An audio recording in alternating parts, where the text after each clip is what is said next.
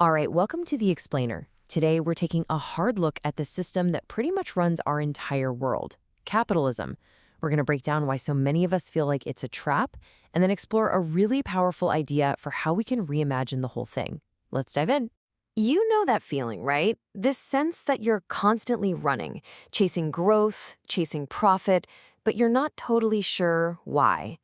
The destination is supposed to be more, but the journey just feels a little hollow. So what is going on here? Well, there's actually a name for this feeling. It's called marketization. Basically, it's what happens when the logic of the market, competition, efficiency, endless growth, leaks out of the business world and starts to take over everything: our schools, our healthcare, even how we think about our own lives. And that single-minded focus is what's knocking our world off balance. And the result of all this is something called overall picture loss. It's that nagging feeling that something is deeply wrong, but the system itself is just too massive, too complicated to fully grasp. And, well, you can't fix a problem if you can't even see it clearly. So today, let's bring that picture into focus. Okay, so to see that big picture, we first have to take the machine apart, piece by piece. And we're going to start with the language we use, because our definitions for huge concepts like the economy, work, and assets have become way too narrow. And that's exactly where the problem starts. Let's start with the economy. We talk about it like it's one single thing, but really, it's been split in two. You've got the real economy. That's where we actually make stuff and provide services for each other. But then you have the financial economy, which is all about trading money for the sake of making more money. And here's the kicker. The financial economy has ballooned to be so huge that it completely dwarfs and distorts the real one it's supposed to serve. Okay, now what about work? We throw that word around to cover everything. But think about it. Is the repetitive task of data entry the same as designing a beautiful building? Is that the same as leading a team to solve a really tough problem? Of course not. We need a much, much richer way of talking about what we actually do. The brilliant political thinker Hannah Arendt actually gave us a fantastic framework for this. She said there are three types of human activity. There's labor, which is the repetitive stuff we do just to stay alive. There's work, which is when we create something lasting, something durable. And then there's activity, which is all about how we interact with each other to build a shared world. The big problem with marketization is that it flattens everything down into just labor, a task to be done, consumed, and done again. And finally, let's talk about how we measure value. Our whole accounting system is built to count what's easy to count, the stuff that's on the balance sheet, like cash and machines. But what about all the crucial stuff that's hard to put a number on? The off-balance sheet assets, like the skills of your team, the trust your customers have in you, or the health of the planet we all depend on. We basically pretend they don't exist on paper, but they are incredibly real and absolutely vital. So we have a distorted view of the economy, a flattened view of work, and an incomplete view of what's valuable. All of this leads us to the absolute core of the issue, the one concept we have to get right if we want to fix any of this: capital. Right now, we are dominated by an idea that's been called poor capitalism. It's a system built on one very simple, and it turns out very limiting equation: capital equals money. That's it. So the goal of the game is just to get more of it. But what if that core belief is just wrong? What if we've been running the whole world based on a dangerously incomplete definition? What if capital isn't just one thing, but many, many things? This brings us to the alternative, an idea called rich capitalism. It's an approach that radically expands the definition of capital to include all of the resources that we draw upon to create value and well-being. The point isn't to get rid of capitalism. It's to make it richer, smarter, and more complete. So what are they? Here are the 7 forms of capital.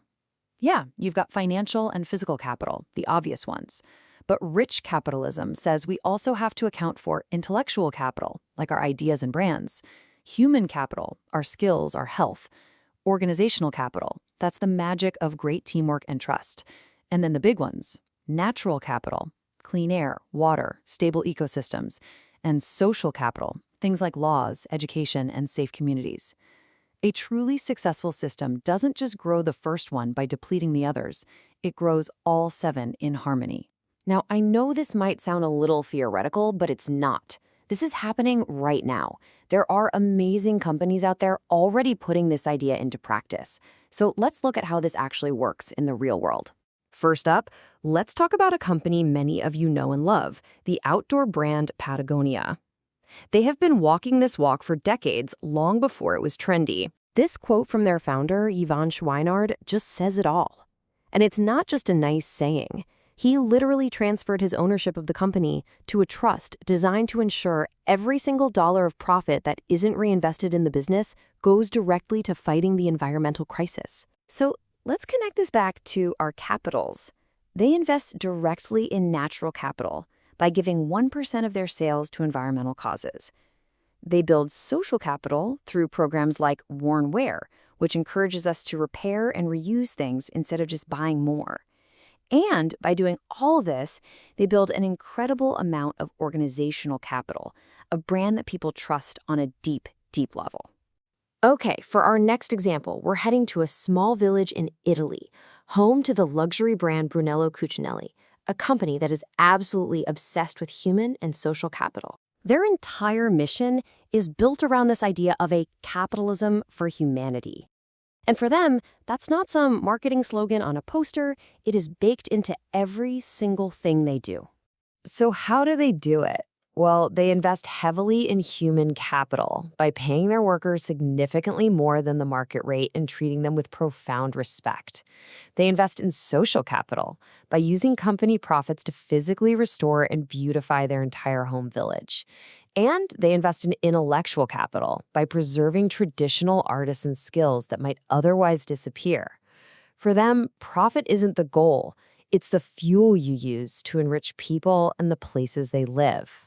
For our last example, let's head over to Spain and look at a company that is structured in a completely different way, the Mondragon Corporation. Mondragon is the world's largest federation of worker cooperatives. What does that mean?